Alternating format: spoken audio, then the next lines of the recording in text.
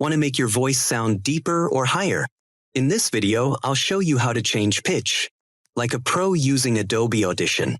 Let's get started. Open Adobe Audition, import the audio file. Press Ctrl+A to select audio. To change your voice pitch, go to the Effects menu, scroll down and select Time and Pitch. Click on Pitch Shifter. Adjust the semitones slider. Want to create unique sound effects?